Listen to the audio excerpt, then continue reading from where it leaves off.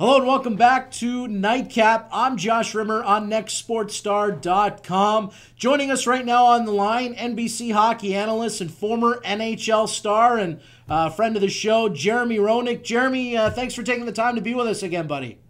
Anything for you, Josh. You know that. Oh, you're the best, man. Appreciate you joining us. It's been not so much of a quiet summer. There's been a lot of action. And probably the biggest thing that everyone's talked about in hockey circles right now is what's going to happen with the NHL and the NHLPA. What did you think of both of the proposals, JR, by the NHL? The first one, which was a lot of the players were not happy about because they thought that it was probably the worst lowball offer ever. And then the players basically pretending they didn't get that proposal, putting a whole new proposal together and making a proposal to the NHL. What did you think of both of the offers, JR? Well, I have to agree with you. I think the offer that the owners put on the table was an absolute embarrassment.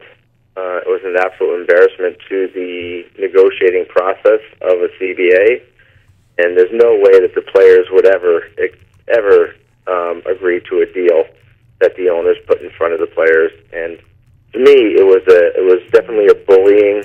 It felt like a bullying proposal, saying this is what's going to happen, you guys, and you guys are going to come on our terms. And I'm sure that the players quickly refused it and came back with something that was a little bit more decent, but maybe incomplete in what it needed to get done.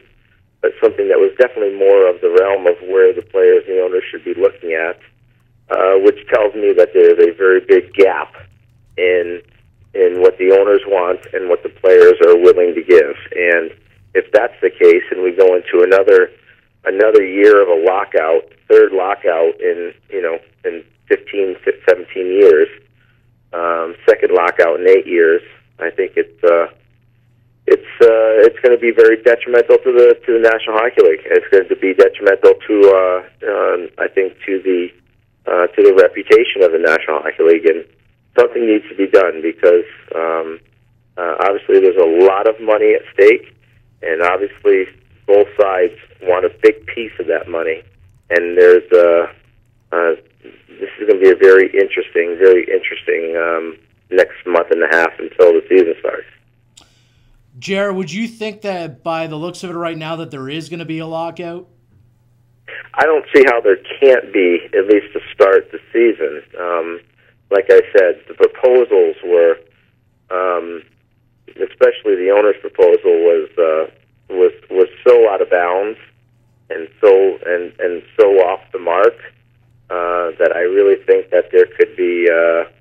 I don't know how they can avoid it. It's going to take a lot of work from Donald Fair and Goodnow. I mean, not Goodnow, from Bettman and Fear to really put some hours into talking about what's going to take to get these teams on the ice. We're talking about some, like I said, it's a big money game right now. There's a lot of things going on, and the league's at an all-time high in terms of its revenue, and it's at an all-time high of its popularity. And they're playing with fire right now. They're playing with fire, and I don't think the National Hockey League is in a very positive place to where they want to mess with the fans, because we're already the fourth lowest major professional sport, and we just had a great year on NBC. Where we just blew out all records in terms of our ratings and the amount of games that we had on in the States. We had great ratings in Canada, and now you're going to take the game off the ice. It's just a bad move. It's a bad business move on both the NHLPA and the NHL if this were to happen. JR, have you heard it all? Like, do you still talk to any of the players that are in the game right now? Have they told you at all, what the mood is behind closed doors with the players? Have you had any conversations at all? No, I don't.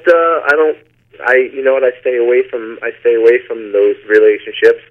I have a few, but most of my relationships are more personal, not business wise. Yeah.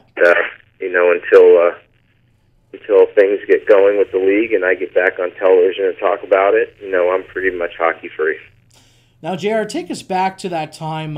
It was 2005, the last full season that was knocked out because of a lockout. Were you at all surprised that it took that long to get a deal done? Take us back to that time. Did you think that it was only going to be a month or two, or? Well, it was a time where that lockout needed to happen. I really think that the players were making their money. The owners were struggling to make money. The owners were in a position where they wanted to be better suited to make more of the revenue. And I really think that the owners really laid down a deal that they had to lay down, and they had to play strong ball, and we did a deal that put a cap on the table when Goodnow said there was no way we would ever have a cap, and we put a cap on. We gave back 24% of our contracts for the next year, which was the stupidest thing in the history of negotiating, but we did it.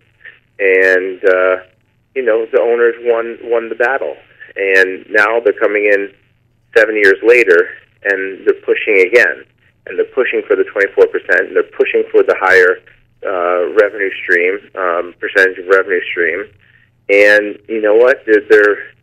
It's not a greed thing. I definitely believe that the owners need to make their money, but it can't be a bullying system in order to get that money. It has to be a good negotiating tactics. And to me, so far, coming into this year, it doesn't seem like there's been any negotiating. Yes. They wait to the last minute to get stuff done, and the lockout is almost inevitable.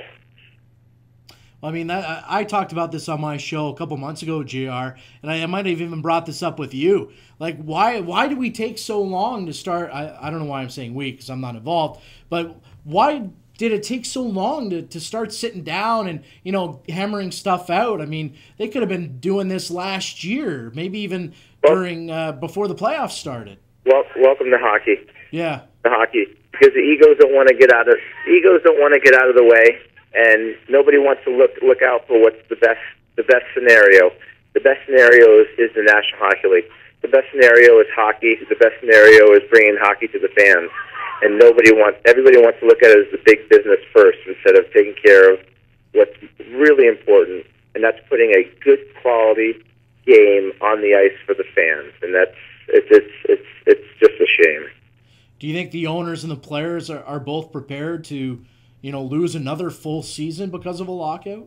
Well, the problem is a lot of the players that are in this position right now weren't there in 2004. That's true. There are very few players that are still around right now, because it's almost like a changing of the guards has happened in the last 4 years.